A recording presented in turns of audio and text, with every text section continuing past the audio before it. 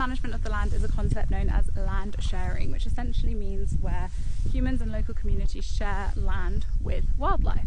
This is a really clear example where the Conservancy land is obviously being used for the conservation of wildlife and for natural ecosystems, but they use the cattle to graze directly on the Conservancy, so they are sharing the resource of the grass with both wildlife and cattle. This is mutually beneficial for everyone. The cattle really help with the regeneration of the grass, keeping the landscape healthy.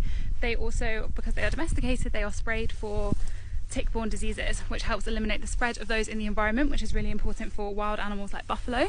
Cows, through their trampling, through their grazing and through their manure, also really help with regeneration of grass. So they eat a lot of the grass that lives, which allows space for new shoots to come up that are really nutritious that the other grazers can use. I'm currently with one of the herds of cows, but all around us we have zebras, and in a little bit in the distance in front of us we have a massive herd of buffalo.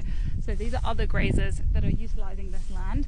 So the cows are helping with that regeneration of the grass. The revenue from the cattle ranching comes from the meat of the animals, and this actually accounts for about 25% of the whole Conservancy's revenue. And if you imagine during COVID, it was even higher when there wasn't the possibility of tourism. As conflict over land and habitat loss and fragmentation are becoming ever increasing threats to wildlife, coexistence models like this that share the land are going to be more and more important moving forward in conservation, and this is just such a good example of where it can work really effectively to benefit both the wildlife, which is really thriving here, and the local communities.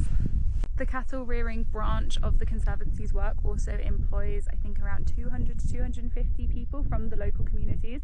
Local communities here are kind of experts in pasteurising and raising cattle, so they have that skill base already. So it's another kind of coexistence between the Conservancy and the local communities.